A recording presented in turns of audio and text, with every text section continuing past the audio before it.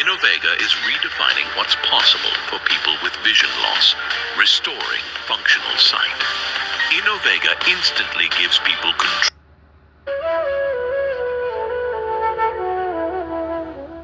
The craftsmanship in New World pottery making was equal to the finest in the Old World. Some resembled the ceramics of Asia. Some resembles the ceramics of Asia. This shit right here was a stamp, goddamn Asian looking ass motherfucking Aztecs right here. They ain't the motherfucking originators who built that shit. Them hunter-gatherers like the ones that built the motherfucking mounds. The mounds were built by motherfucking melanated goddamn people. Y'all stamp their ass in this bitch. That's how them hoes got a casino whole night. Them hoes ain't built no man. Get the fuck out of here.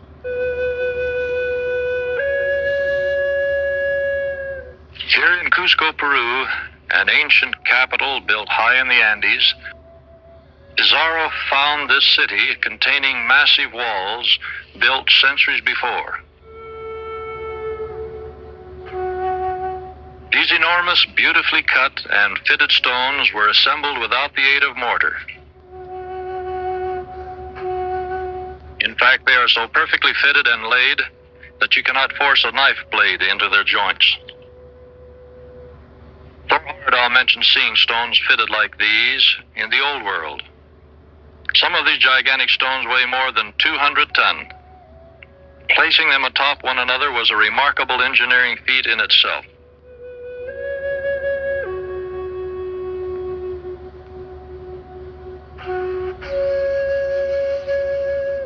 Machu Picchu, hauntingly beautiful, was believed to be a fortress complex built to protect Cusco from invasion.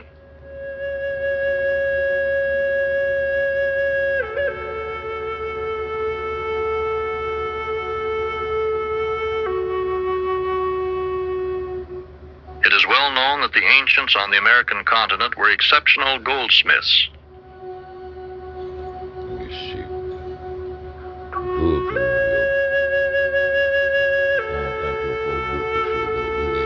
Pizarro recorded that it took 60 Incan goldsmiths working night and day for 1 month to reduce all of the stolen artifacts down to bullion for transportation to Spain.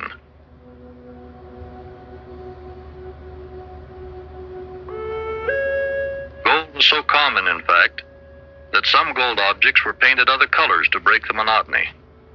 Gold alloy was formed into breastplates, and even flat, thin plates have been found much like the aluminum foil in use today. The ancients also worked with copper, silver, and some bronze. These ancient inhabitants were gifted in the art of medicine to an astonishing degree. They were familiar with the use of narcotics, treated abnormal pregnancies, and even performed successful skull operations.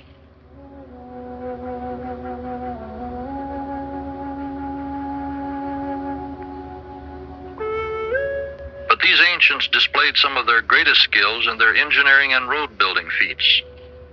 Crisscrossing the land were excellent highways connecting all important points.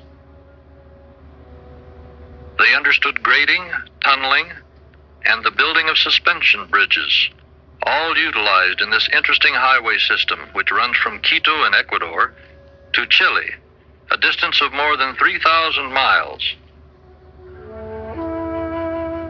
Similar ancient highways are also found in Mexico, such as this one at Caba.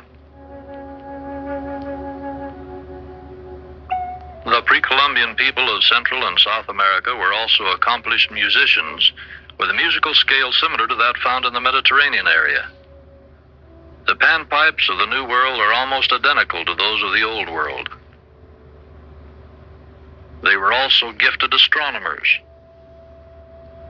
And over 1,000 years before the Old World had today's calendar, New World mathematicians and researchers were using a more accurate system. Old World influence in architecture is noted in this restored Peruvian ruin. At these ruins near Lima, Peru, many interesting discoveries have been made.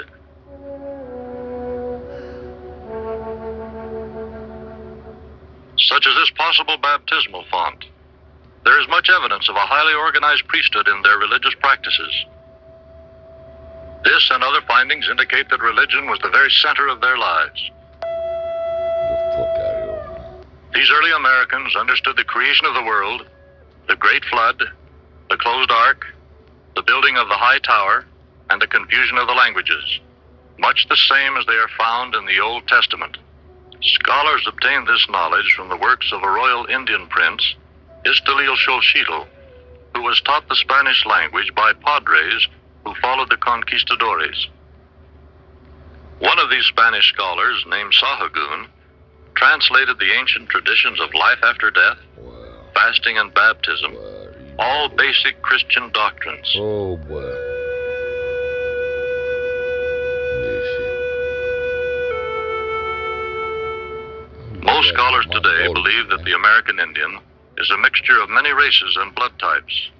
Oh, Mongolian, man. This folks. Recent studies and discoveries also link the Americas with Mediterranean cultures. Similarities between the cultures of the Old and the New World provide us with some clues as to their origin. Stone boxes, for example, have been found both in the Old World as well as the New. These boxes often contain gold, jewelry, tools, or other valuables. Compare this box discovered in Mexico with the one found in Persepolis, Iran. The Persepolis box contained two thin metal plates, one of gold and the other of silver, upon which was engraved the record of King Darius. Several hundred different inscriptions engraved on gold, silver, and copper plates have been discovered in the Old World. And then in the year 1823, a stone box, much like those you have seen in Latin America, was unearthed in the side of a hill near Palmyra, New York. The stone box was found to contain ancient gold plates with strange engravings upon them, much like those found in Iran. This record, when translated, told of three groups of people migrating here by ships from the Old World. The record was found to be God's dealings with some of the early inhabitants of the American continent and was destined to change the course of history. It describes the rise and fall of these two glorious civilizations that prospered under the hands of the Lord when they kept His commandments and were destroyed when they did not.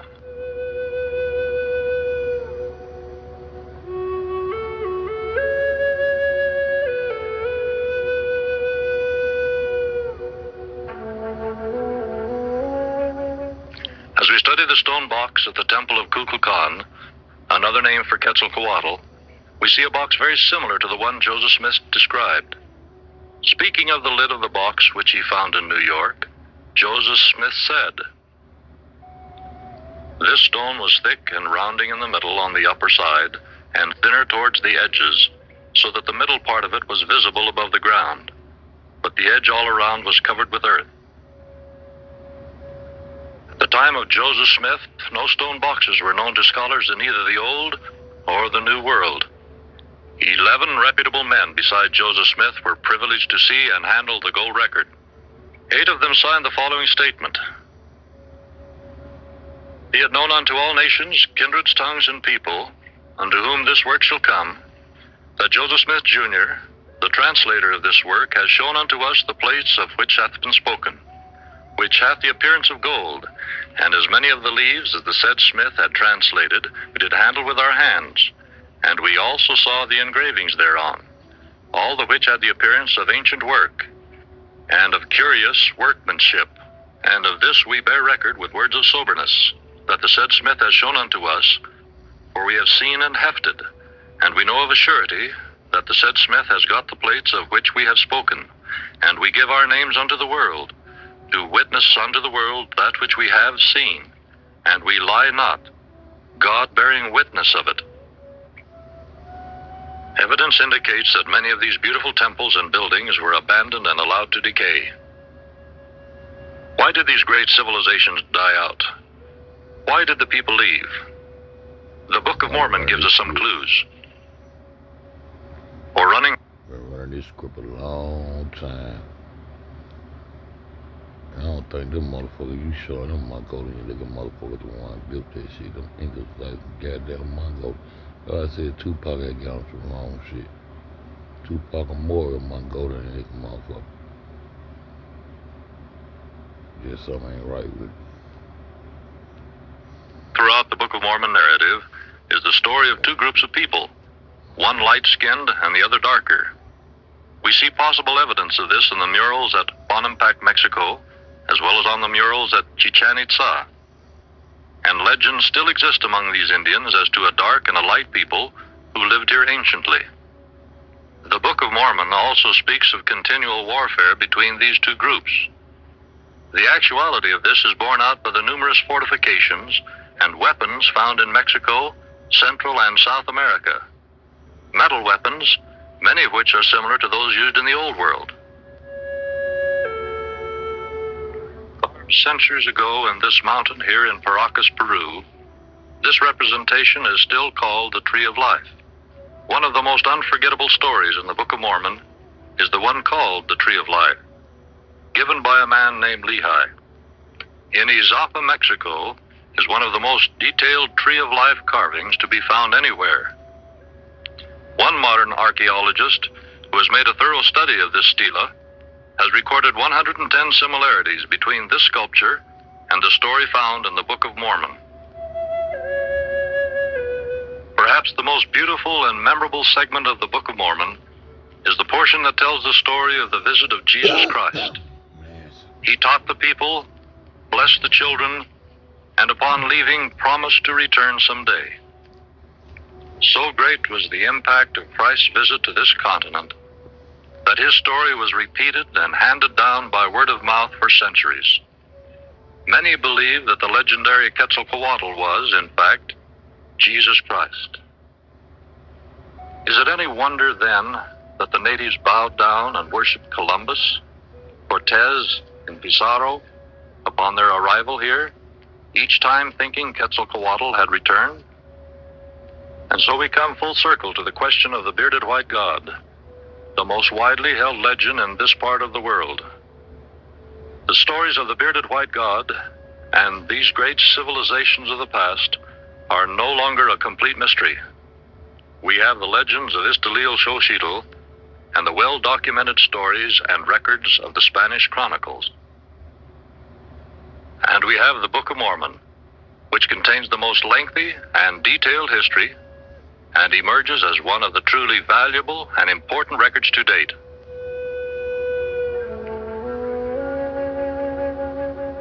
I have visited Central and South America many times and marvel at the tremendous civilizations which once existed here. I have also studied the Book of Mormon carefully for many years. As I compare these ruins with the events recorded in this book, I have found nothing to discourage me in my convictions as to the truth of this record.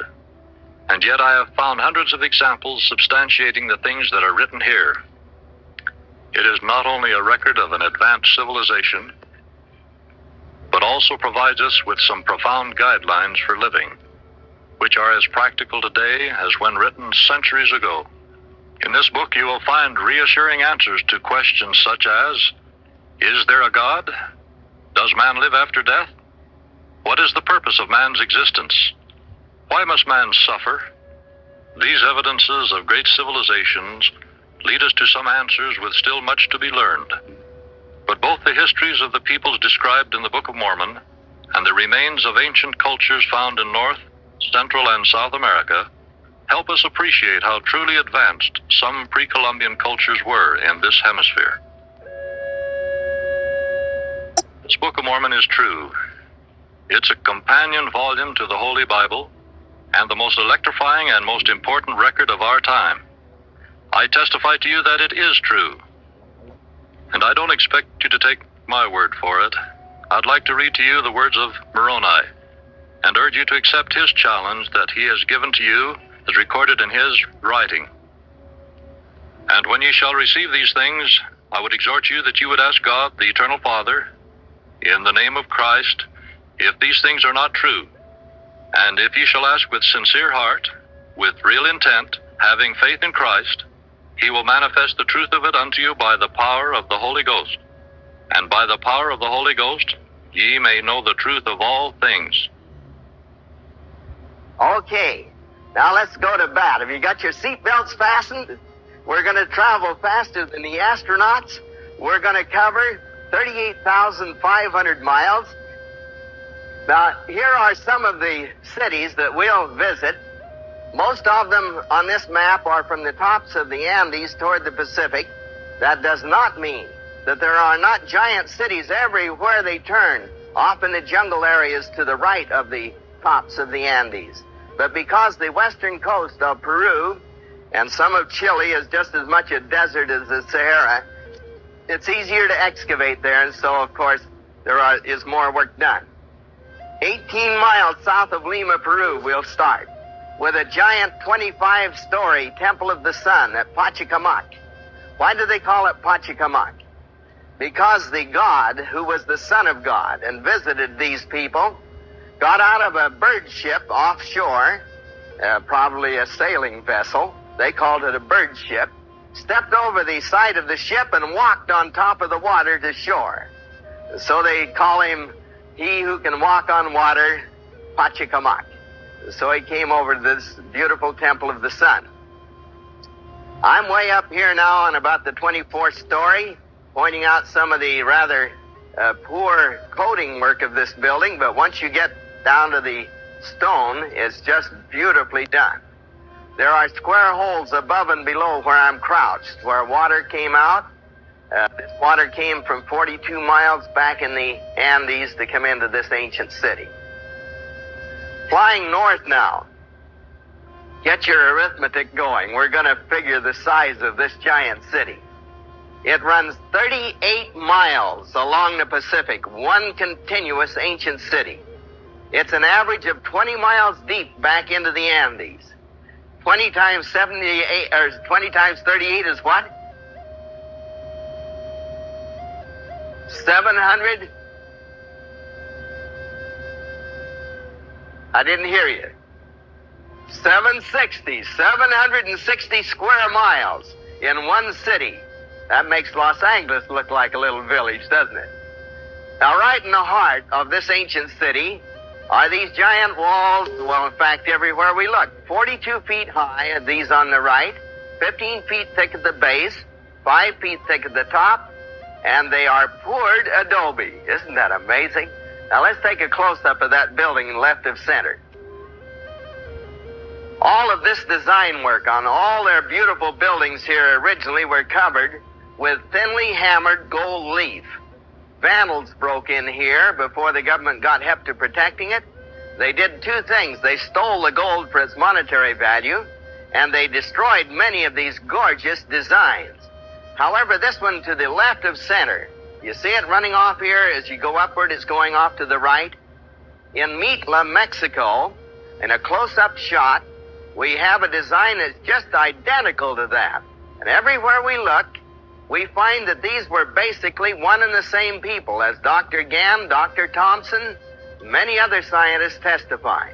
The same geometric designs, the same hammered gold, the same feathered serpent insignia of their god, the same copper tools, hardened copper tools, and everywhere we look, we find they were basically one and the same. South America, Central America, North America.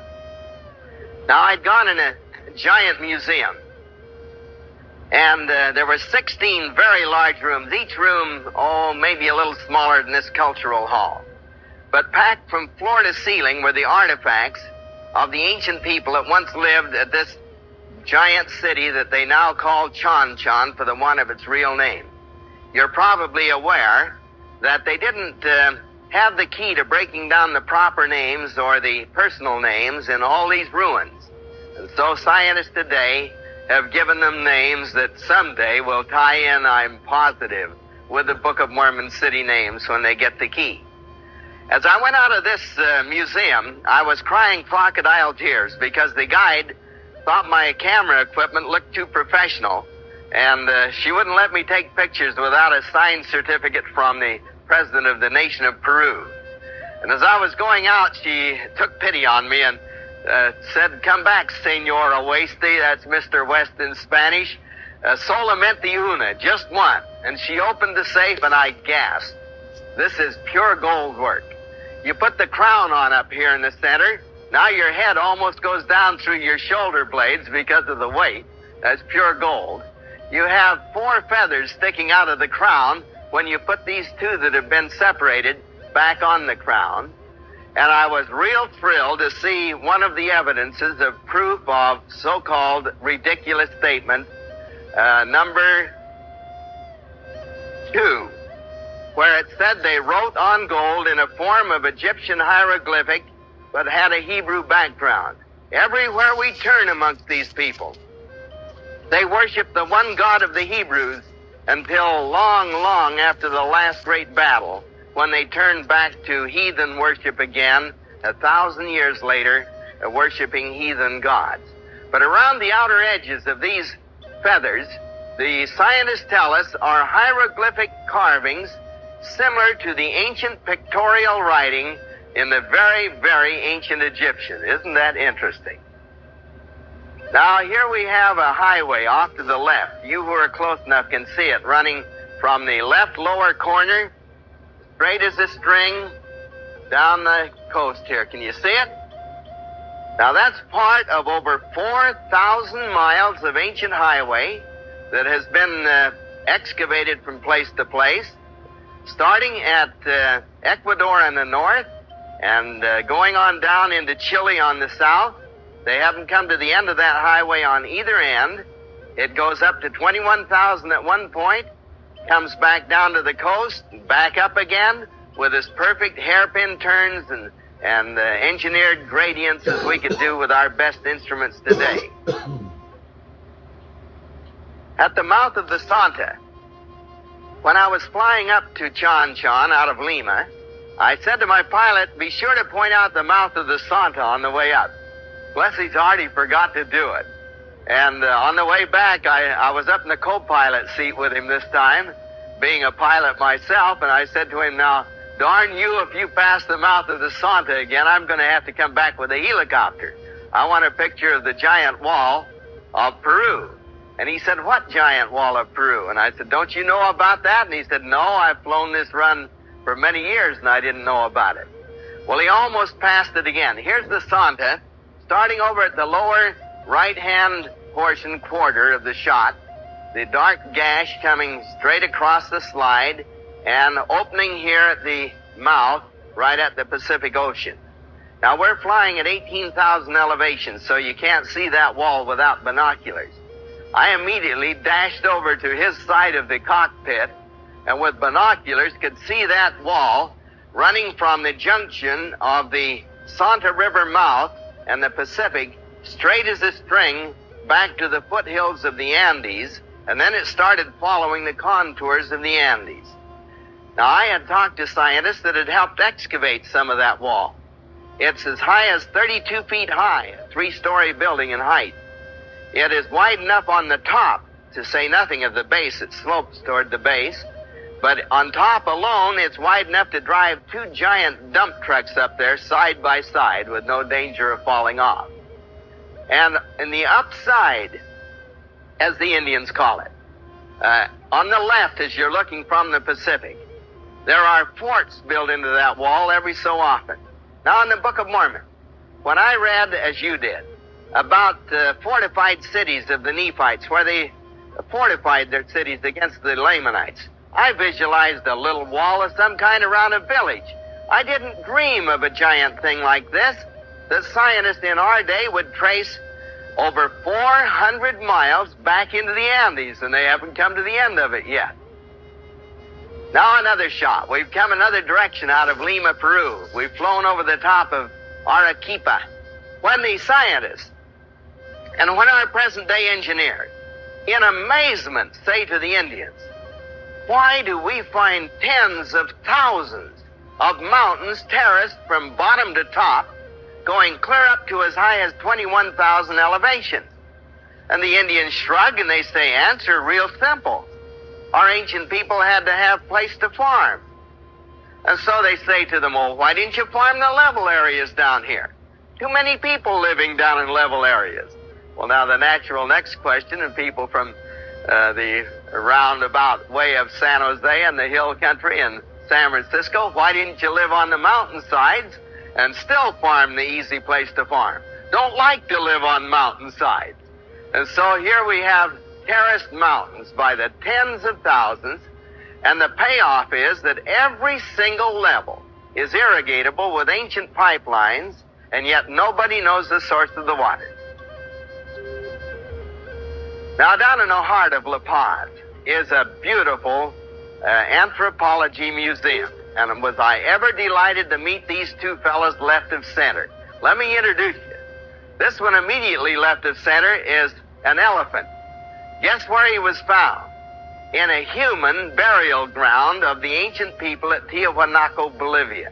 That probably proves that there were ancient elephants here concurrently with ancient man, wouldn't you say? And then the far left is his cousin, a mastodon, found in the same burial ground. Now this giant skeleton running the full length of this very large room, can you guess what he is? A whale. See the great big head off here to the far right? He's a whale, and this may prove there was a flood once upon a time. Do you know where he was found? 12,000 feet above sea level. The water got at least that high, didn't it? Now, when we talk to the Indians about this, they aren't at all surprised.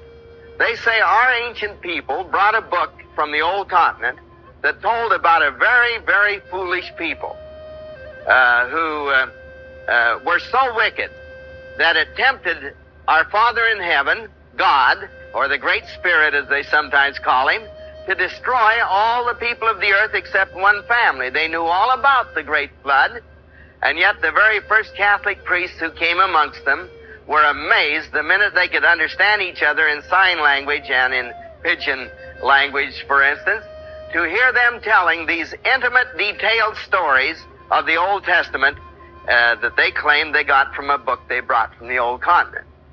Now, did they have hardened copper tools? Oh, you better believe it. These are not just tools.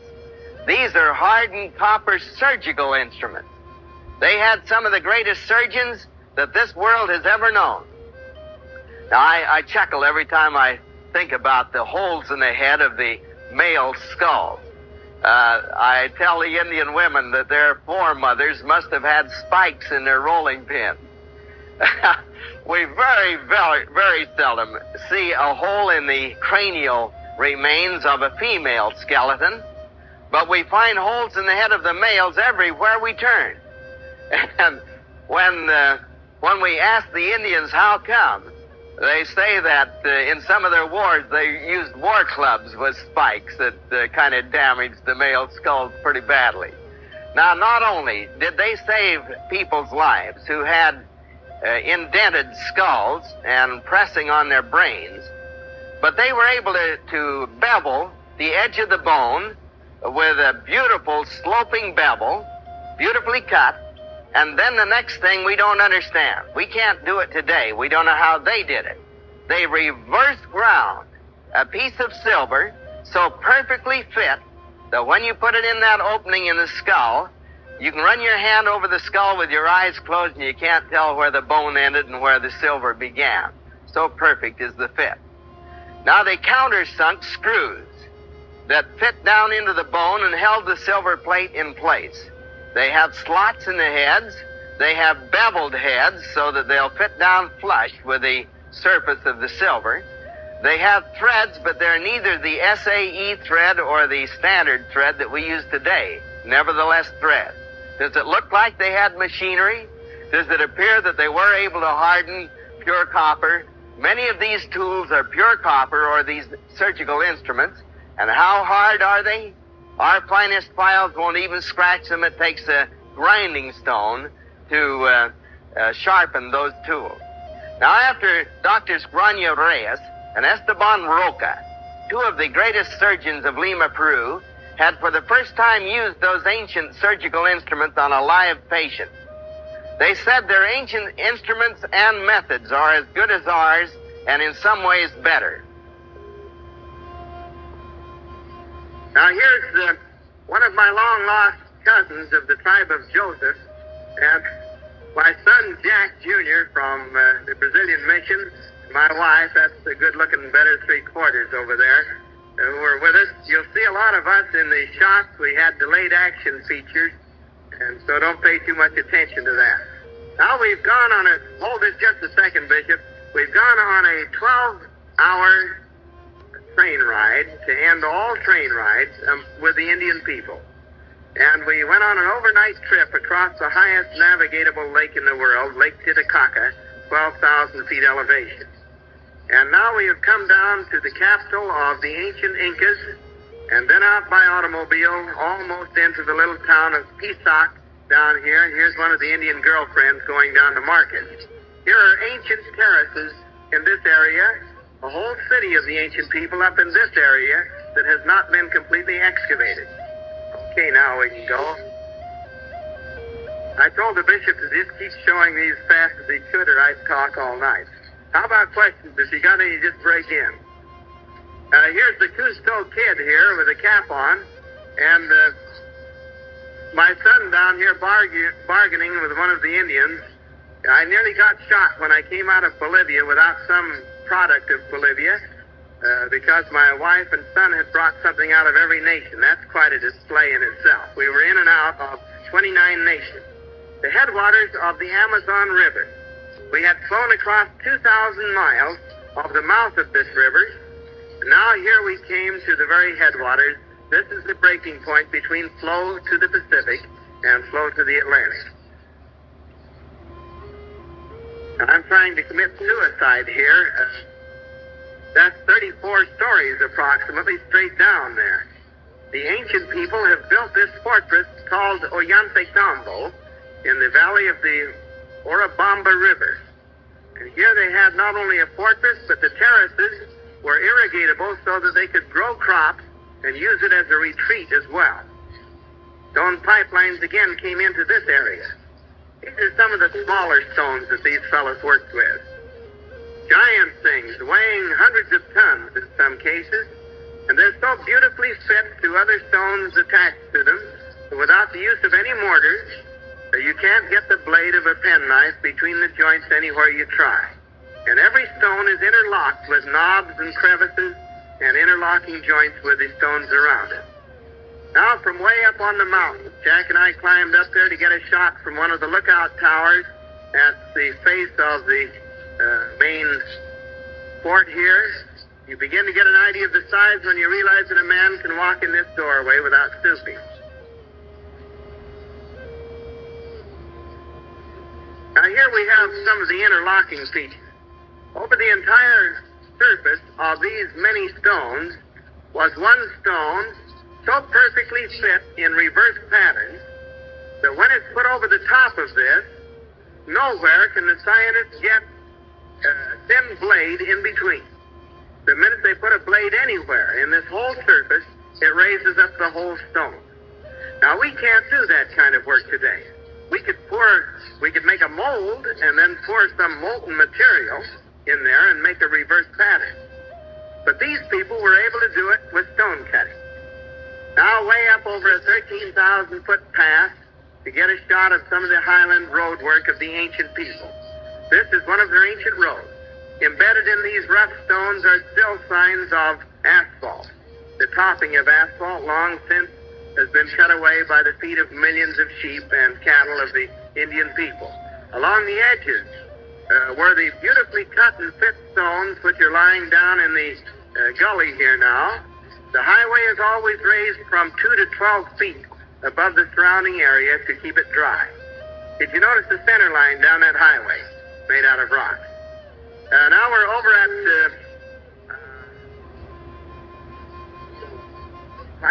Panchu Mache. That isn't right. I can't think of this one. It ends in Mache, and they call it the Inca Bath. Here again, these large stones look like they have gaps here, but they curved each stone as it came in toward the other stone. But the minute the two stones met, never could you even get a needle in between the joints, and no mortar used. Okay? And now here you have an evidence of how they worked into the original stone. Here's some original stone of the mountain. They fit the cut stone so perfectly to it that, again, no joints are gapping. And underneath these two spouts of water was a unit that's as near like one of our baptismal fonts as we could make. Steps going down into the water, about the same depth as our baptismal font, and the clear water coming right out of the mountain spring. They told us that they had guards to keep anybody out of that area because only religious customs and ceremonies were performed. Now hold this for just a minute. You remember reading in the Book of Mormon that Mosiah and others were able to stand on great towers and speak to many people at once. Now some have said that surely they couldn't have been speaking to more than a few hundred people at a time. But time and time again, in the ruins of the ancient people, we came across a condition like here at this area. Here we found acoustics so perfect that standing on this tower, with a valley completely surrounding it, and with giant mountains in turn surrounding the valley, I got my son Jack, who didn't know any better. I trick him once in a while, you see. He's a few years younger, and I said, how about running back down this road, clear back here to this bend? Here's a Yama, an Indian Yama, and an Indian and another Yama right here to get an idea of how far back that is. Now, he ran back there, and I shouted to him, can you hear me? And he yelled back, and he said, it sounds like thunder. Talk lower. I finally got down to a whisper, and I said, can you hear me now? And he yelled back to me, and he said, I can hear just as clearly as if you were by my side. Now, the reason that made me curious about this was that as we came down out of Mache, up here in the ruin of the Inca Baths, in the automobile, I heard a flute playing. It sounded very loud, and I asked the Indian to stop the automobile, our guide, and I said, where in the world is that flute? It was beautiful music. And as we got out of the automobile and looked around, he grinned, and he said, that probably is over at the ruin of Sacsayhuaman. I said, where in the world is that? He said, that's 5 miles away.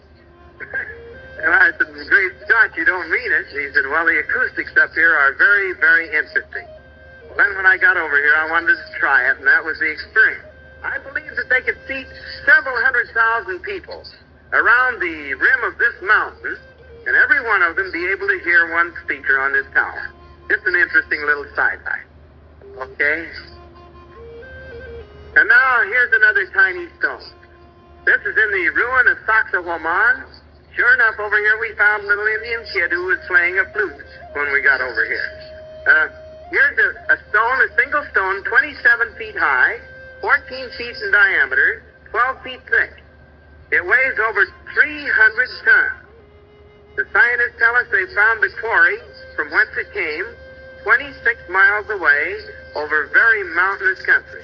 We're up about 14,000 foot elevation here at this Sacsayhuaman fort. The fort is built in a zigzag pattern so that they can keep their enemy in crossfire no matter from which side they approach. And if they storm the first wall, 30 feet high, they have another wall to storm, 30 feet high. If they storm that one, they've got a third one, 30 feet high to storm. And then above that are 4 minor terraces of this fortress. Covers the whole top of one giant mountain. Now, this is a real car. That isn't a toy. Gives you an idea of the size of this. Now, the payoff is this. Scientists have traced the pipelines that come in through this area for 5 miles. They lost it when it went down into a stone mountain. The pipeline is made of 2 sections of stone fit together so perfectly in units that without mortars, it doesn't leak water. Now, I had to see that to believe it. And the water lines completely interlace the whole structure, and we have tunnels going from the top of this down to the ancient Inca temples or palaces down in the valley of Cuzco. Now, in 1950, a terrible earthquake in Cuzco almost completely destroyed that ancient capital of the Incas. It's inhabited today by modern-day people as well as Indians. But wherever they built on the ancient foundations, The earthquake didn't even budge those foundations. Here, this structure above, built by present-day man, is completely demolished. The ancient foundation hardly touched, just a little gap there and here, and one down here. Otherwise, it's completely unharmed. Now, doesn't that baby take your breath away?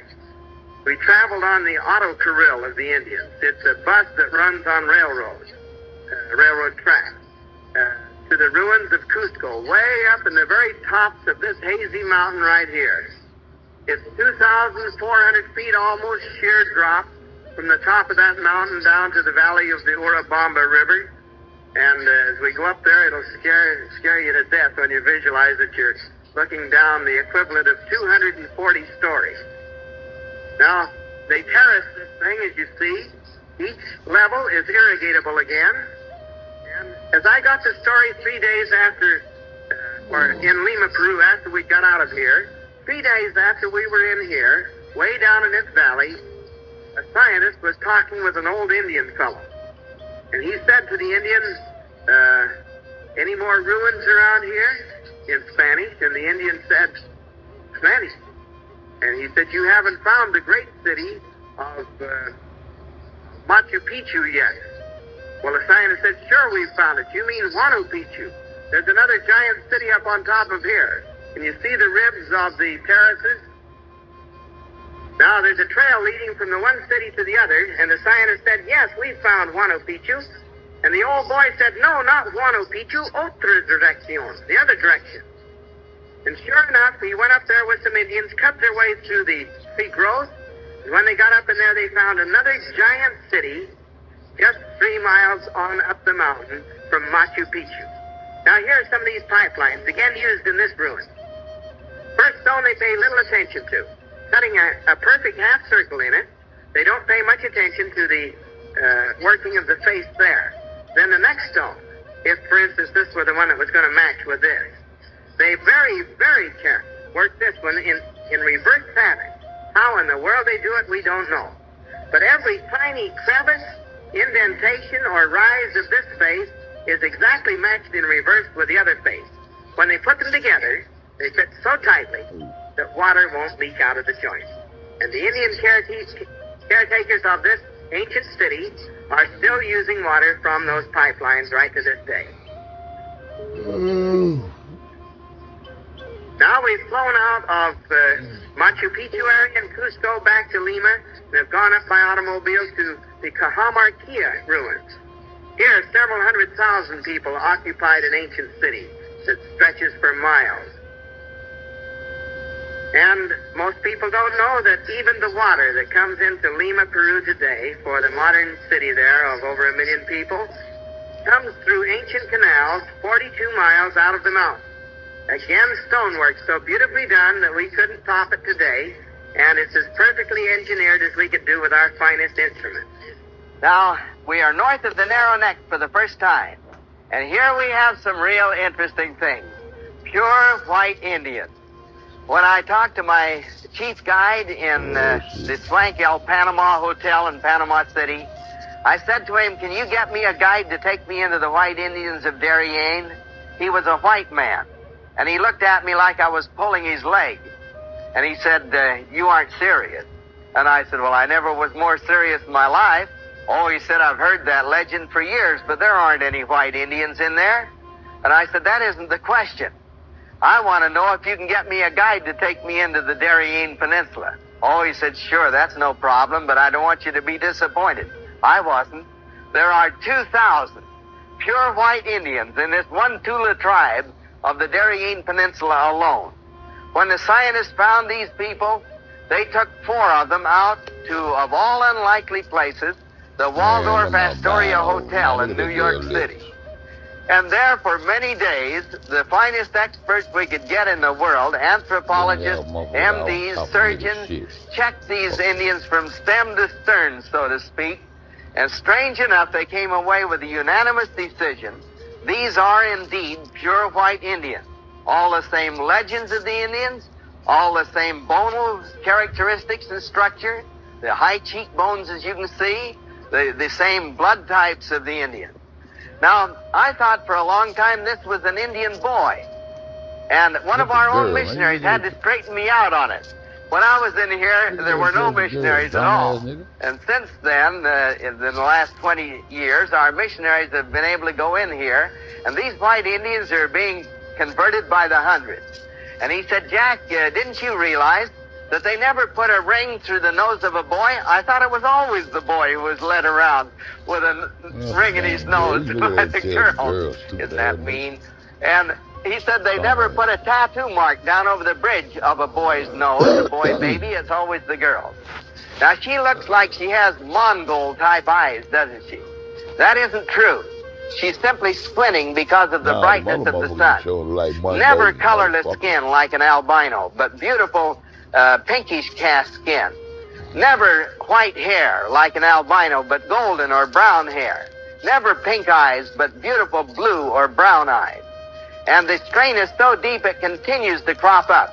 Now, the amazing thing. He's stamping it on, man. He's stamping it. Stamp it. Stamp that shit, bitch. Them big old ass lips, them goddamn nose, man. You know it's a goddamn albino girl, man. But check this out, though. Them motherfucking goddamn other motherfuckers sitting right there next to her, goddamn. Them motherfucker Mongolian, nigga.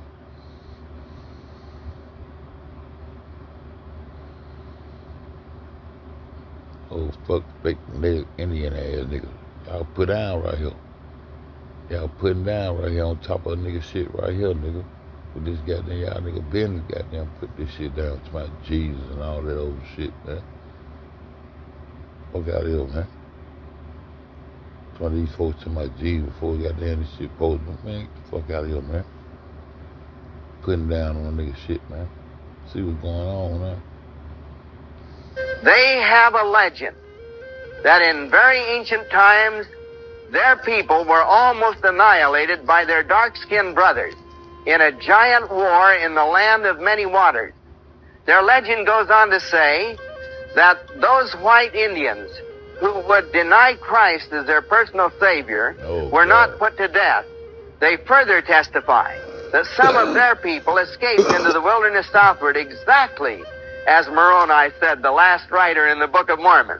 But he assumed that those white Indians had been hunted down and killed, but he...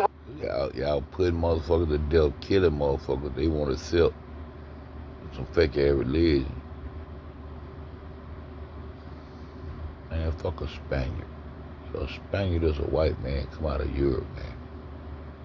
Y'all niggas crazy, man. I'm so tired of shit. Wasn't an eyewitness to that. And now we find that some of them did escape. They had to fortify themselves for many decades against their dark-skinned brother. They finally got so they could come out and live with him. Then when Cortez did so many dastardly things to the Indian people in the name of Christianity, they turned against their own white people. And once again, they had to go back and fortify themselves. Comparatively recently, they've got so they can come back out now and live with their dark-skinned brother. Up in the highlands of Guatemala, the only place I ever felt like a giant. These women averaged 3'3" in height, and the men averaged 4 feet in height. And yet there's one little Indian fellow under this great load of earthenware pottery. I tried to lift 2 of those pots, and they're real heavy. And yet he thought nothing at all of strapping that thing on his back with a tote strap walking over these high Guatemala mountains.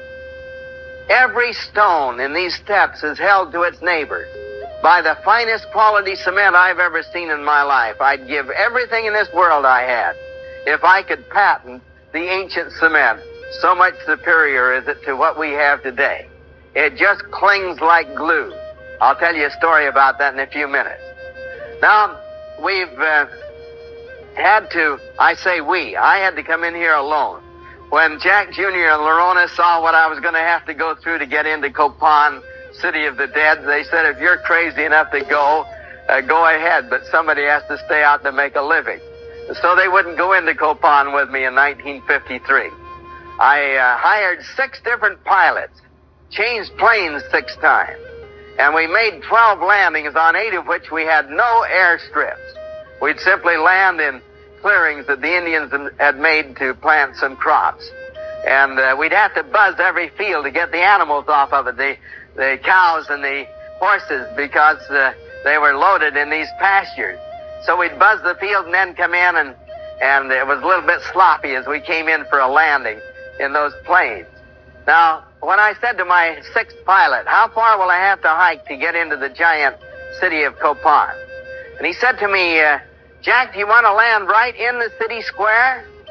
And I said, oh, my heavens, could we? And he said, I think so. Now get that think, Bart. Later, when I was taking multi-engine training down at Oxnard, my pilot instructor hit the master switch by mistake, and we were going down like a rock. I was all lined up for a landing in one of those sandy road areas of the grape vineyards down there at Oxnard, and just before we touched down, he had been frantically trying to get one of the engines started. He got one to catch, and then he got another one going, and he said, let's get out of here. And when he got up to where he could breathe again, I turned over and looked at him, and he was just wringing wet with sweat. He looked over at me disgustingly, and he said, Jack, doesn't anything scare you? And I said, not anymore. I've been scared by experts. I'd flown with these jungle pilots for years. And he said, you were going to land this thing, weren't you? And I said, you better believe it. Didn't you intend for me to? And he said, heavens no, I hit that master switch by mistake. Well, these jungle pilots, they were pretty great guys, but they were daredevils. When we came in for a landing, the jungle trees ducked as we came down, and when he stopped, his props were right up against the jungle growth in the far end of the courtyard. Now, they've stood up so many of these steelies that were lying down that I guess we really couldn't land in that area now. Jack Jr. was down there just a few weeks ago with a whole plane load of tourists. And he said, Dad, that whole courtyard is just filled with these steelies. Now, how hard is this stone?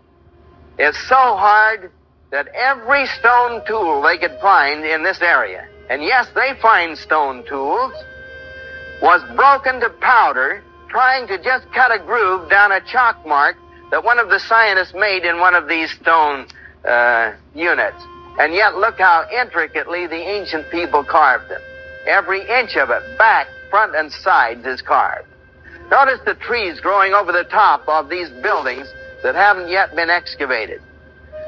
Now, I'm not this fast a 10-second man. I have a 10-second delayed action feature on my camera. But I got my pilot to take this picture, or got the caretaker here, while I was waiting for my pilot to come back.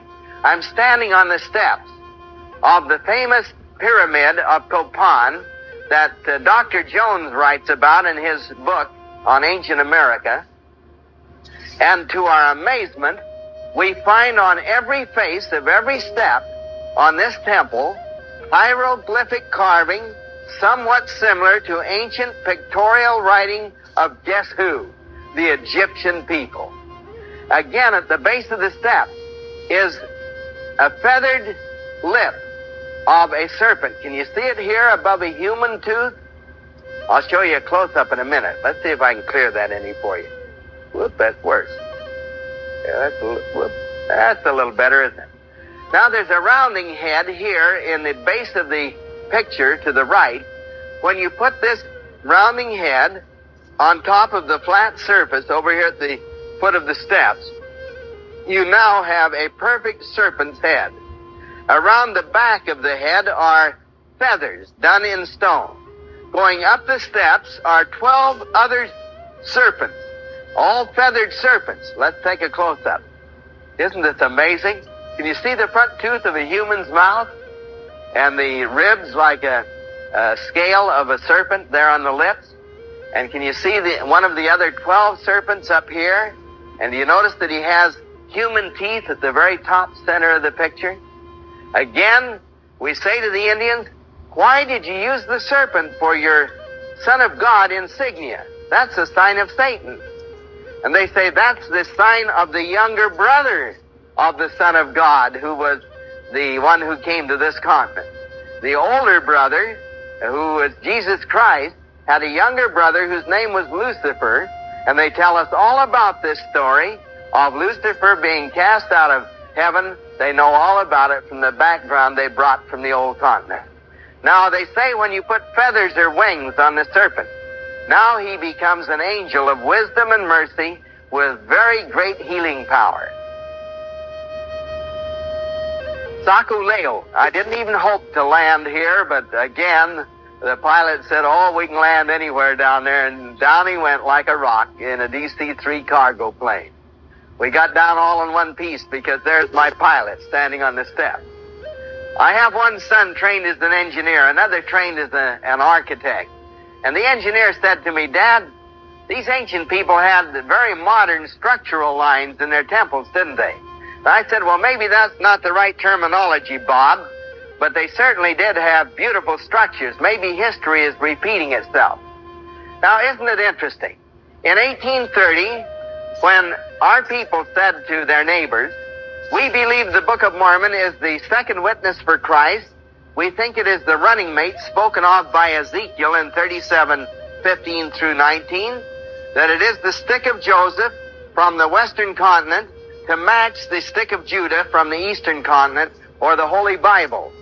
And they said that this book said that the people had an Egyptian background, that they wrote in Egyptian. And their neighbors were up in arms. And they said, why, that's crazy. How could they be Egyptian at the same time as they're Hebrew and be of all places on this western continent? Yet here we have it. Pyramids, in the one case there at Copan, that one on the stairway of the hieroglyphics is identical in base measurement right to the foot with the largest pyramid of Egypt. And yet here we have the worship of the Hebrews. Never do they build a pyramid on the Americas to a peak. Always before. It is. Yeah, we know the truth now. Hebrew. Largest pyramid they got over Egypt, there it is, an equivalent. But the truth, people know what you think, though. Yeah. I see. I got that type mind that let me see shit. Because I'm so far outside that global ball, outside looking into this shit. So I'm trying to stop my emotions from being wrapped up in this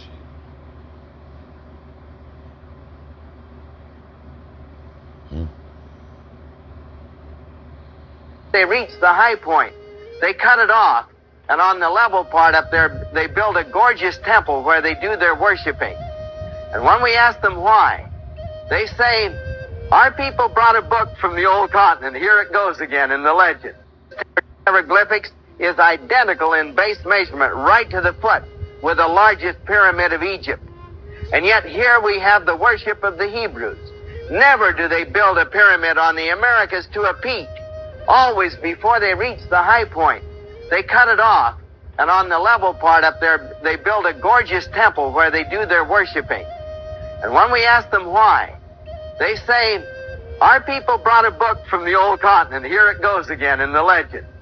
And it told about a very foolish people who built a building, a tower, to walk to heaven. And they knew all about the spiral stairway on it, for instance. And God got angry at them and made their language go jabber, jabber. We don't want him to get angry at us.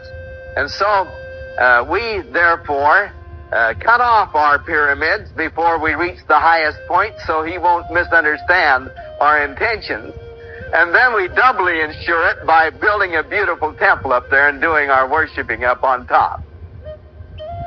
Terrifically expensive work. They've taken the trees off this building in the background. Now they use picks and shovels until they hit some of the ancient work, as you can see up at the top of the slide. The minute they hit anything ancient, they throw the picks and shovels away and go to brooms, finally to whisk brooms, a very tedious and costly method of excavation. Yet look at this map of Mexico and Central America. And in the Americas before Columbus, on the fly leaf, it says of this map, a few of over 2,000 city sites known to scientists in this area alone. Now, did they have terrifying destruction in ancient times? Everywhere we look is evidence of it. Off the coast of Honduras, for instance, can you see This structure out here that the artist has put out in the black water, this is the spot where one of our American colleges has spent over $1 million building a seawall semicircular out into the water. Then they pumped the interior dry, and sure enough, what they suspected was true. There's a whole giant city swept off into the depths of the sea by what must have been an ancient tidal wave. Now in this area, here's where we were at Copan. Can you see it on the map? You were close enough? Quirigua here, and Utatlan, and many of these cities we'll visit in these trips. This giant city of Palenque, one street 24 miles in length, and they haven't come to the end of the buildings on either end. Another street 18 miles crossing it. Now that's 18 times 24. That's a pretty good sized city itself, isn't it? Up here at Uxmal and Izamal, and these cities, Chichen Itza, we'll visit these cities. Way up here, almost on the coast, is a giant of giant cities, and it wasn't discovered until 10 years ago. My son visited that city just a few weeks ago, and he said, "Dad, you got to get down there. That's just out of this world," and we'll tell you more about that as we go. Up in this area, where Mexico City is today, one giant mountain, Mount Ajusco, belched forth her living fire in the year Sekali, according to the chronology breakdown of the ancient calendar. H.H. Bancroft, the historian, in his 5 giant volumes, Native Races, said this was the same year that Christ was crucified on the cross on the old continent, 33 A.D. Mount Ajusco belched forth her living fire in that same year, covered 12 cities that lay in the path, many of them to a depth of 30 feet. In this area, there is a street sticking straight out of the ground, as though an earthquake had opened up the earth. A street and a building fell off into the gash in the earth. Then the earth closed, crushing the building flat. As it was lying flat, it was crushed, and now the street is sticking straight out of the ground. What's the street made out of? The finest quality cement this world has ever seen. Yes, everywhere we turn is evidence. Let's recap. Do we have evidence that there were 2 main groups? Yes, we do. Because this pyramid right here in the center of the picture at Uxmal has a core that goes back to the time of the Tower of Babel. The second people saved some work when they built their stone and cement building over the top of that mound of the very ancient people that the scientists call the Archaics.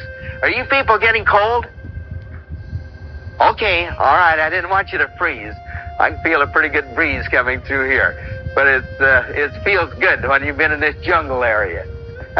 Now, these highways, from Guatemala to Merida, we flew hundreds and hundreds of miles.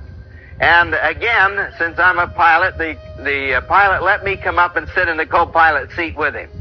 I pointed out a gash in the jungle. We were in an area where there are no modern-day tribes that we know of. At least we don't know of any in there. I'm sure there's some there. But as I looked through the binoculars and handed them to him, he said, "Why, that is an ancient highway, isn't it?" He could tell that the growth of the jungle was much less dense in this area where the highway was, and that the vines were apparently just stretching across the highway. Now, how far did that gash in the jungle run? We traced it 125 miles, straight as a string, and when he took a bearing on it, it was running true north, not magnetic north, but due true north. How long is the highway that interlinks all of these giant cities? Well, when this wonderful fellow T.A. Willard wrote his book called The City of the Sacred Well, we thought that these roads were just very short. Now the scientists tell us that they have traced with helicopters and airplanes this same highway, not running down one coast, but zigzagging in and out of all the great and lesser cities of the Yucatan, Mexico, Central America. How long is it? Over 4,000 miles in length, and everywhere they excavated it's covered with that fine quality cement. I'm crouched now in the great quadrangle of Uxmal. Let's take some other shots. Isn't this gorgeous work? Everything on this building means something to the Indians today. This wonderful fellow, Dr. What's his name, that has built buildings up here in the United States, identical copies of some of the ancient buildings.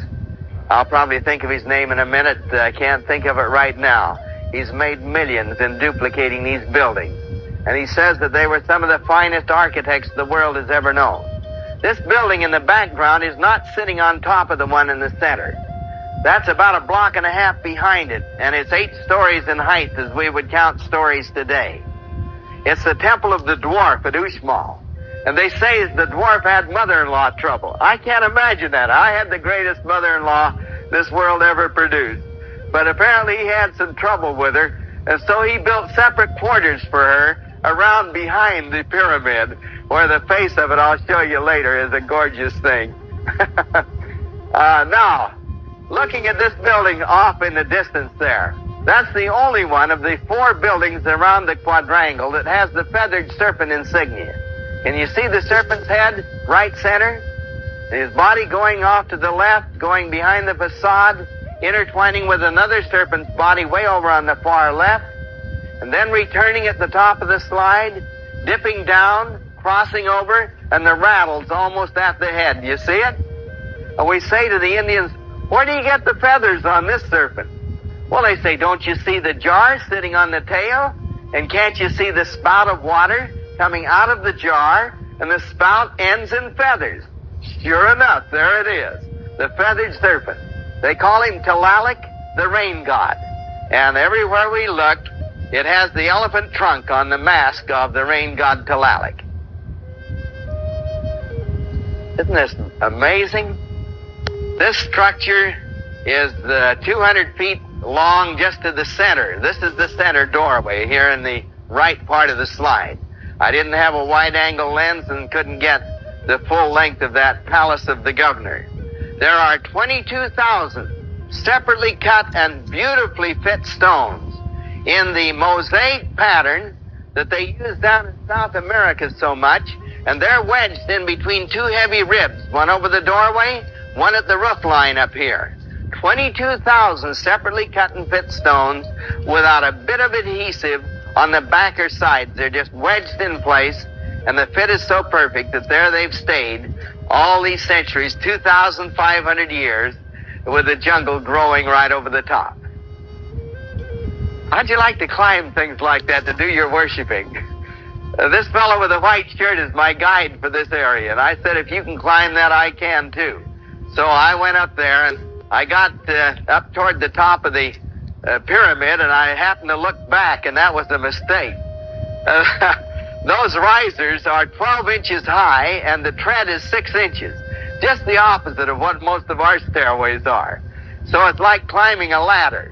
They got a chain over here at the center to protect sissies like I am from falling off. I'm pointing to a hole the Mexican government cut in the pyramid. Down at the base of the steps on the left, you see this doorway? Let's go inside, and sure enough, the typical condition is true. There are pyramids inside of pyramids. Isn't this gorgeous work? 3 pyramids inside the outer pyramid here at the dwarf at Uxmal. Now, did they have machinery? You who are close enough will be able to see a break in the stone right here. You see the cement joint up here, and this is a solid stone now, running up, taking in the body of the serpent above, and these urns. Now coming off to the left, a little left of center, you see another joint right here? And as it goes up, can you see the difference in color of the stone in this urn and its neighbor off to the left? Now they not only cut this extremely hard stone with a lathe that is a stone cutting type of lathe, but they made a half circle cut here on the left, came around to the halfway point, then started another half circle, one of the hardest things to do with a stone cutting lathe, another half circle, all in the same giant stone. The one above. this shiny surface in the serpent's body in the upper right corner, and the other shiny surface, do you see it? When the engineers take those units apart, to their amazement, they'll swing in any direction like a universal joint, you engineers. And the pins are machined to 1,000th of an inch tolerance. You bet they had machinery.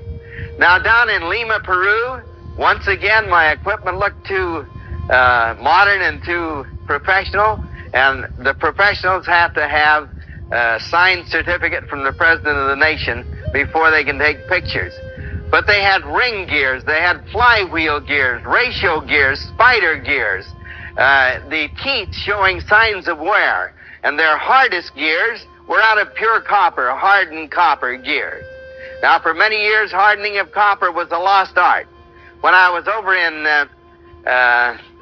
Las Vegas, and some of them joke and say I was over there retrieving some of my losses as a general contractor. That isn't true. I was over there to give the Book of Mormon lectures on the trial of the stick of Joseph. And when I was telling him about this case I defended in law school against the charge of fraud, and the Book of Mormon was the subject, and those who brought it forth, I remembered the experience that we had here, where scientists and engineers had said, why, the Book of Mormon is crazy. It talks about hardened copper tools amongst the people who were Stone Age people. It's ridiculous because it talks about the construction of giant buildings and great highways, and they couldn't even count, they told our people. And so everywhere we turn, we find evidence now that these so-called ridiculous statements aren't at all ridiculous, that they did indeed do what they said they could do. But after I'd given a lecture at Las Vegas, one of the people in the congregation came up to me and said, Mr. West, you made a misstatement tonight. The minute he said Mr., I knew he wasn't a member of the church. How the dickens would I know that? Now, he said to me, the art of hardening copper is no longer a lost art.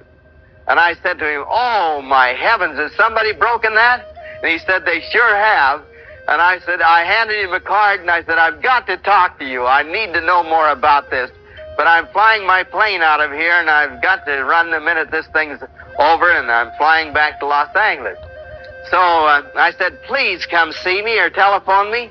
And so 2 days later, who was at my front door than this wonderful fellow from Las Vegas? And 2 months later, he was a member of the church, and I own this copper hardening system, and they've always charged us with making a trade. But we really didn't. Okay, let's go on now. We go from the sublime to the ridiculous. Here we have a building put together with sticks and strings.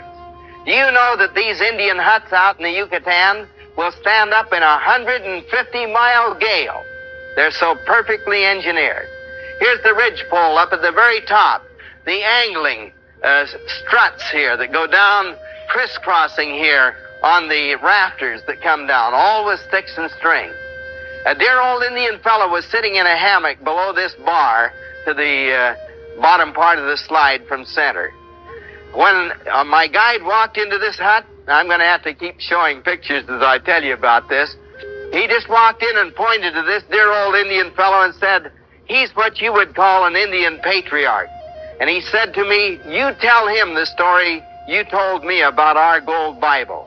And so in my halting Spanish, I started to tell him the story of the great record of this continent written on gold plates, starting by mistake in 1st Nephi, in what is the beginning of the written book, instead of over where it really begins.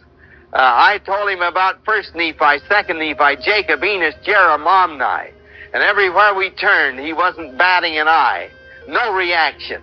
And then I got clear over in 3rd Nephi, where Christ came walking down out of the heavens.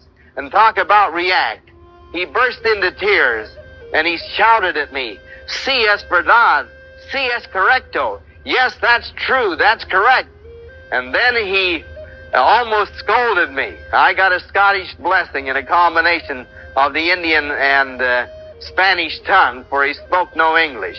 And he said to me, why would you talk to me una hora and never even mention the most important thing in that record? I was waiting to see if you knew about the white God, who was the Son of God and came to this continent in early times.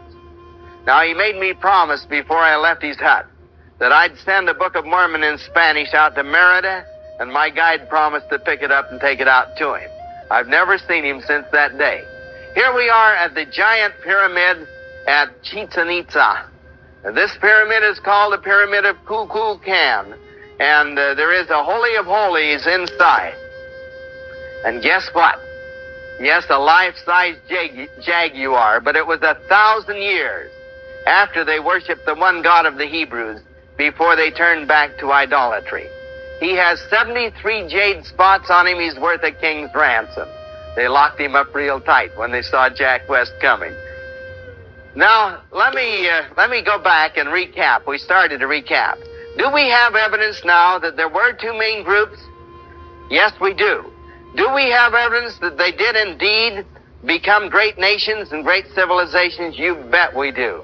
Do we have evidence that the second people brought a book similar to the Old Testament and brought a book from the Old Continent? Yes, we do. Do we have evidence that they did write on gold in a form of Egyptian hieroglyphic and yet had the Hebrew background? Certainly, everywhere we turn. Do we have evidence that Christ did come to this continent? Yes, we do. Do we have evidence that they used cement, but only north of the narrow neck? Certainly we do. Nearly every building in this area is held together with the ancient cement. Now, do we have evidence that they had hardened copper tools? Yes, even surgical instruments.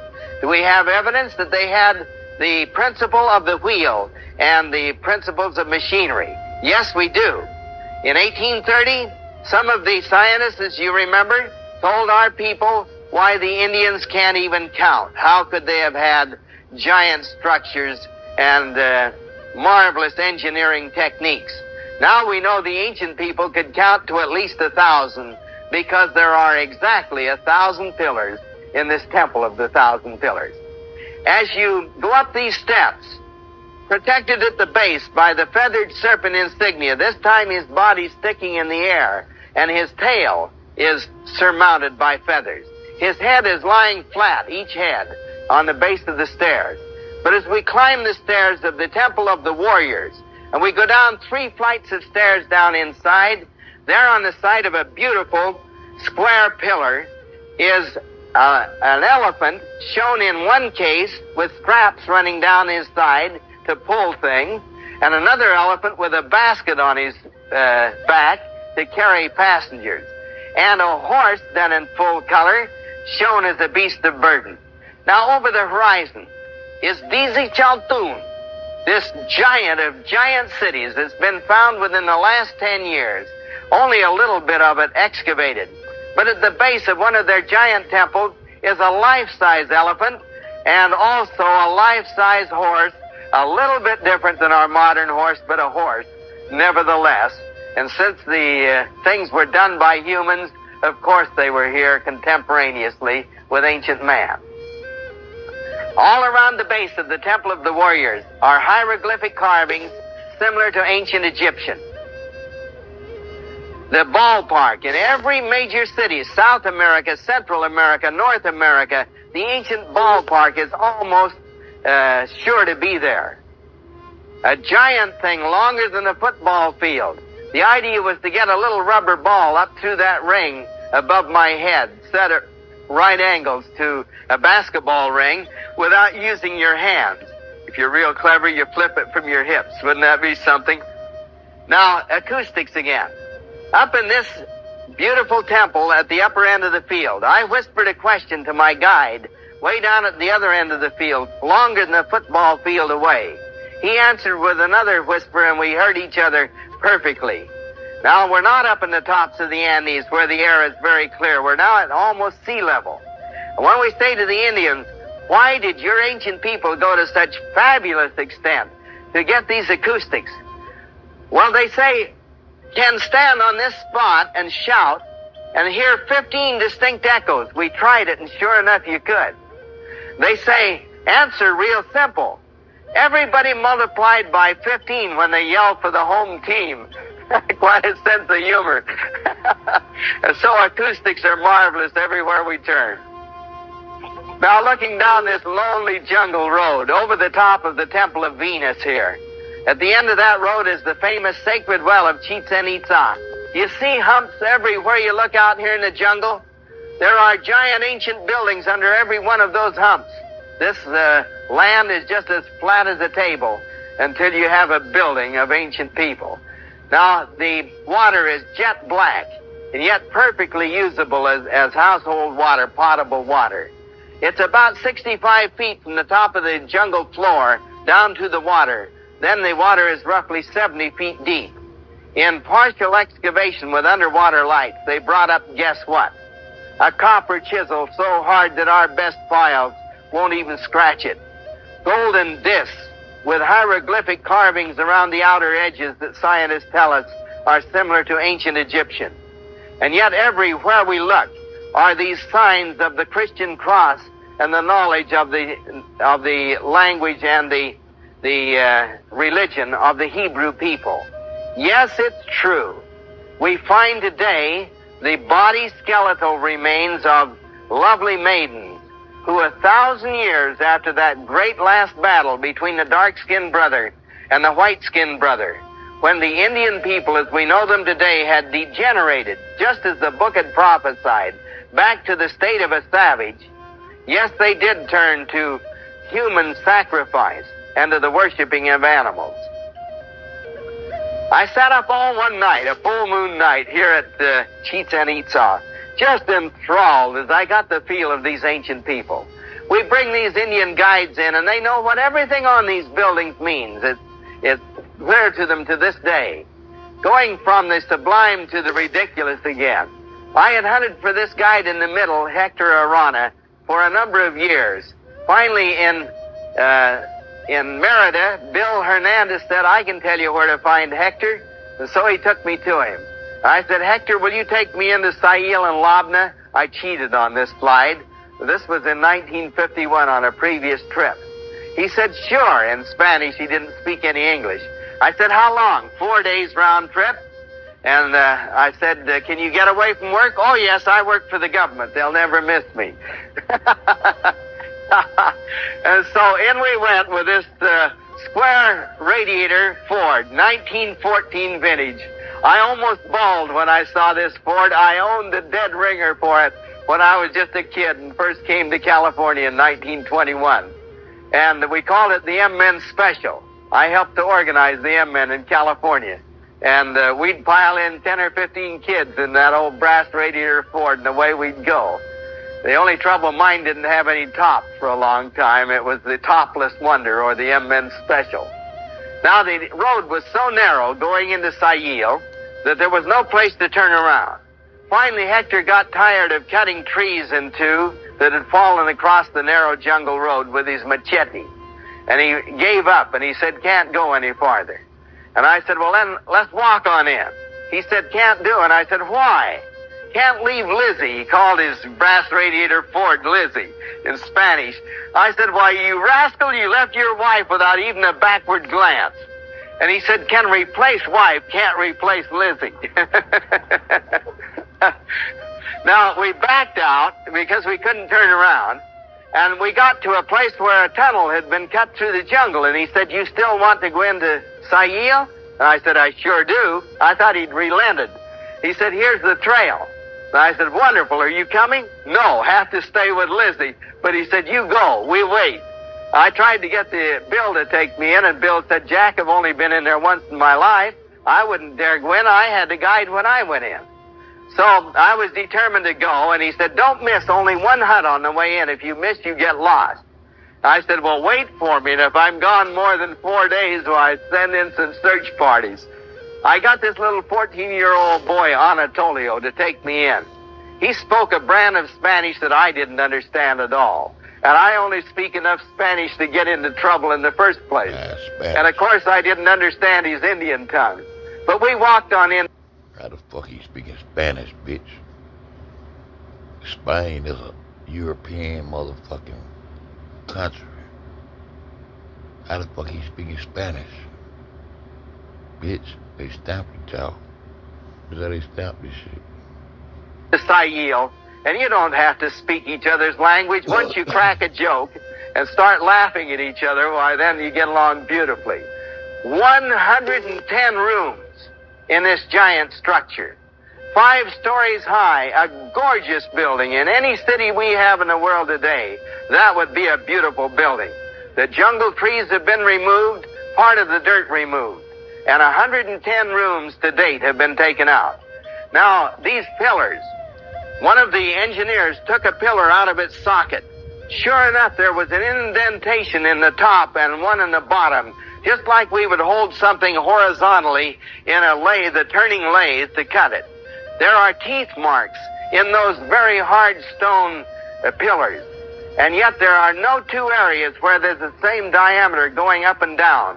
They were cutting them just like we would cut a wood stairway balustrade today. They did this in this hard stone. You see the elephant mask down here on the corner? The rain god Tlaloc? You see that trunk curled up? Isn't that interesting? You bet they had elephants. Out here in Arizona, some of the boys from the Arizona... You bet they had elephants. I know you do. ...state were out on an archaeological binge, and they cut way, way down under the strata of today in an ancient area, and there they found an elephant skeleton. Embedded in his bone joint was, guess what? An arrowhead.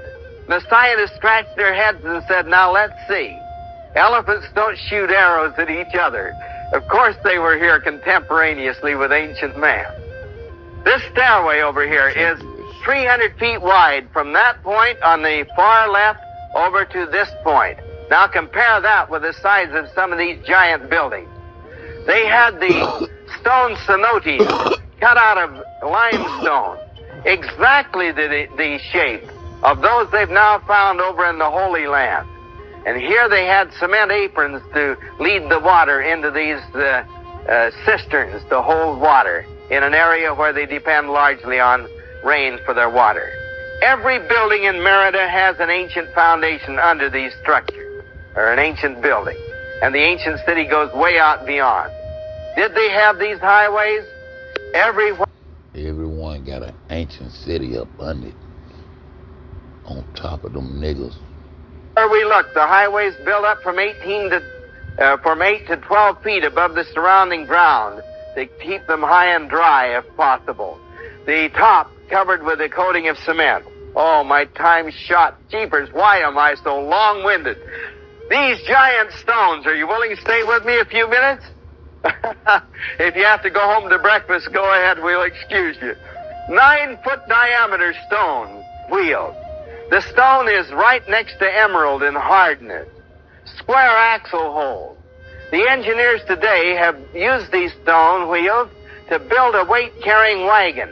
And sure enough, they're able to pile on 300 tons of weight, and with horses or elephants pulling them over these smooth cement highways, the main one of which is 100 to 200 feet wide and stretching from sea to sea and coast to coast, and they pull them very easily.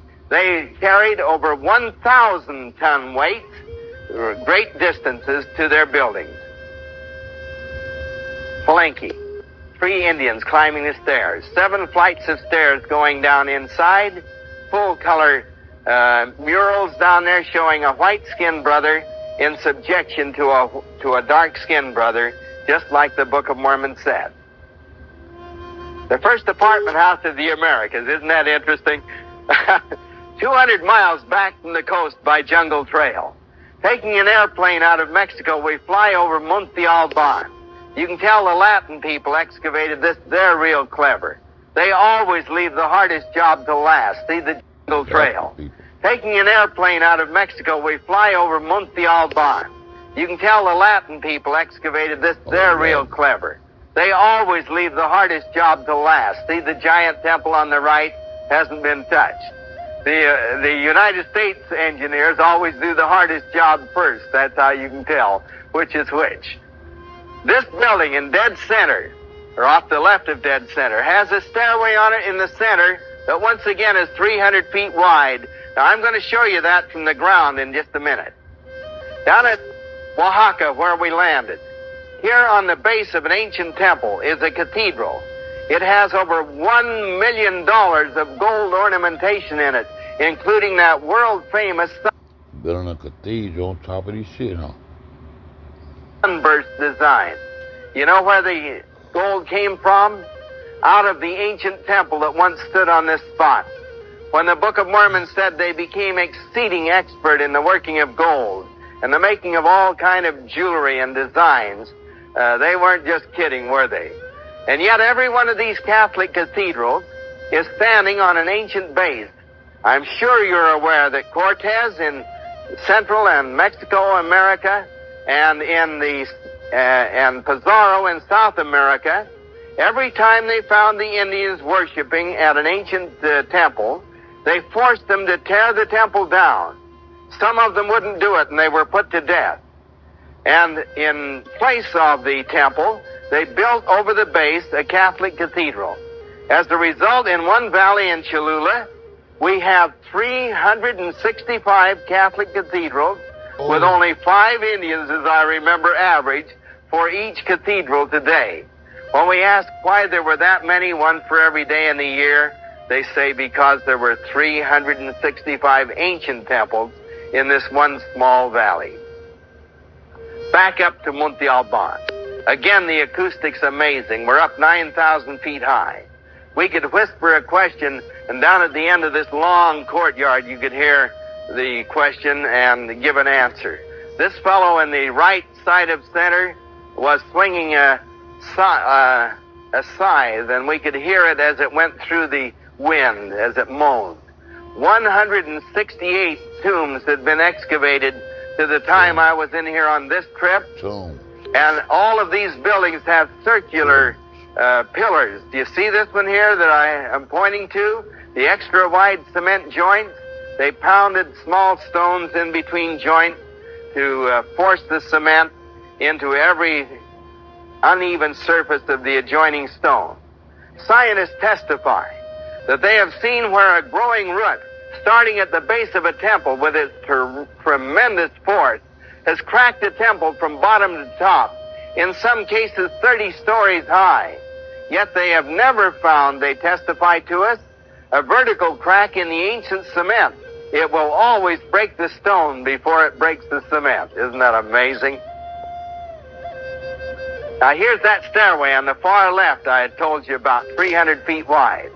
And down in the courtyard, you can see the size of these structures from one of the cars here. Dr. Marais brought these 2 artifacts up out of tomb number 168. The one on the left, he says, is positively Egyptian, while the one on the right is just as certainly Hebrew. There are Hebrew markings on the back of that stone. There are Egyptian markings on the back of the other. And now I'm sure you're aware that all up and down the east coast of North America, Central America, and South America, they are finding stones with Phoenician writings on them and Hebrew writings showing that the Hebrew people were here and that they came by boat. Tomb number 7, famous tomb number 7, was filled with gold jewelry. It's been on world tour at least 4 times. And this jewelry is just out of this world. Isn't that gorgeous? Every one of those pendants is a separate little bell. When you hang it free of its backdrop, it is the singing necklace of the ancient people. The design above my head here, we found one identical to it down there in that giant Chon city. Again, the stones are just forced in place without adhesive on backs or sides. There they've stayed all these years. Any temple you see today, Cortez thought was a hill or a mountain. Had he known it was a temple, he would have forced them to tear it down. These giant pillars, 12 of them with a super giant 13th one in the center. They are tapered from a 3-foot base diameter to 2.5 feet at the top. They're 12 feet out of the ground, 3 feet into the ground. Once again, indentations top and bottom, as we would hold something horizontally then in a stone-cutting lathe. Everywhere we look, there are giant cities under the wings of the plains. You were close enough, can see city walls everywhere you look. They excavated 2 buildings. Time ran out. They went on to another location because time and money was running out. In Mexico City, a giant city of many, many millions today, their buildings are sinking. They thought it was because of a marshy condition underneath. They're putting pilasters down 40 feet, drilled into the earth to try to hold their foundations. It is not because of a marshy condition. There are 2 giant cities under the streets of Mexico City. Were you aware of that? Here we are at the corner of Guatemala and Venezuela streets. The owners of this lot drilled down here and their tools dropped into empty space. When they dug out, they found the feathered serpent, the fine quality cement, the identical angle to their pyramid side that we have out at San Juan Teotihuacan. The same stone wheels, everything depicting the Mayan Toltec people. And yet, as they drilled another 30 feet below here through volcanic debris every inch of the way, they came again to empty space, and their tools dropped into emptiness. When they dug volcanic debris, volcanic. Out down there were the artifacts and the evidences and the carbon dating of the archaic people. So here we have it. The Jaredites, as the Book of Mormon calls them, on the bottom. The Nephite Lamanites, whom we now call the Mayan Toltecs, in the middle, and the Mexicans on top. Yes, there is evidence. There were 2 giant civilizations before the Mexicans. Here is the famous calendar stone, taken out of the base of the temple in Mexico City, the ancient temple. It's 13 feet in diameter. It weighs 10 tons. Every insignia of the 20 named days of every month are here shown, just identical to those down there at the doorway of the sun at Tiahuanaco, Bolivia. Every one of the 18 months of the year are here depicted. The difference, this is round. It has the points of the compass in dots, 360 of them, around the outer edge, as you can see. It has the major points of the compass, and yes, the festival period in the middle, the identical festival face that we had in South America, but this adds to it the signs of the zodiac. 32 stories high. How would you like to climb that to do your worshiping? Every stone held to its neighbor with cement. Yet the base of all of these temples, the interior, is the mound work of the ancient people that carbon dates back to the time of the Tower of Babel. This is out at San Juan Teotihuacan. The one in the center here above my head, dedicated to the sun god, S-O-N, the only one that has the feathered serpent insignia. There are 12 giant serpents in one place and another 13th supergiant, the 12 in one combination. They had a coating that was as much as 6 inches thick that I'm pointing to. He's all dolled up, isn't he? Going to a show somewhere. Out now at Teñayuca, 52 serpents, around 3 out of 4 sides, on each of the 3 sides, 52 of them, which is their half cycle. Full cycle is 104 in the Venus calendar. Definitely Egyptian, nearby, these certainly Hebrew. One 18 feet tall, the other's 20 feet tall. This is the oldest structure of the Americas. Carbon dates back to 2200 BC. It's at Huiquilco on the outskirts of Mexico City. Yet nearby are the ruins of the people who date back to about 100 BC when they first came into this area. That's something to climb those steps. It took a guide to guide the guide here at Xochicalco. Our guide got lost. Notice the human teeth again in the serpent's mouth and the feathers coming out of his head this time. When my guide in Mexico City said, when he heard I wanted to go into the Temple of the Rabbits, he said, "Oh, please, Mr. West, not in there." And I said, "Why?" He said, "The last 5 miles is stairways of the ancient people." I said, "I've climbed all the Himalayas and the Alps and the High Sierras, let's go." So away we went. He was out of condition, the fellow in the middle, Carlos. And he kept drinking Coca-Cola going up the trail, and I'm an old scout man. I've had 32 years of scouting background. And I told him, Carlos, even my young scouts know better than that. You're going to get trail sick. He got deathly sick. And yet every bend of the trail, we'd come to a Coca-Cola sign and Coca-Cola available. If it hadn't... Coca-Cola. Ain't that something? Snapping it. Keep talking. been for Carlos, he was sick half the way up the trail. This little wiry Indian fellow here Pompeo would have just run my legs off. I kept asking him the secret of the ancient cement. And I thought he kept saying in Spanish, the whites of eggs. I said to Carlos, ask him in the Indian tongue. He said, that's right. He says the whites of eggs. I said, Pompeo, have you tried it? And he said in the Spanish tongue, at 75 centavos per egg? He had quite a sense of humor, too.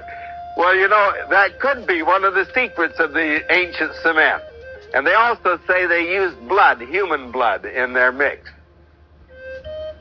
Now, almost the last shot. In the valley of Cholula, Cortez thought he had got every temple. He got 365 of them. But what he didn't know was that there was a giant pyramid under the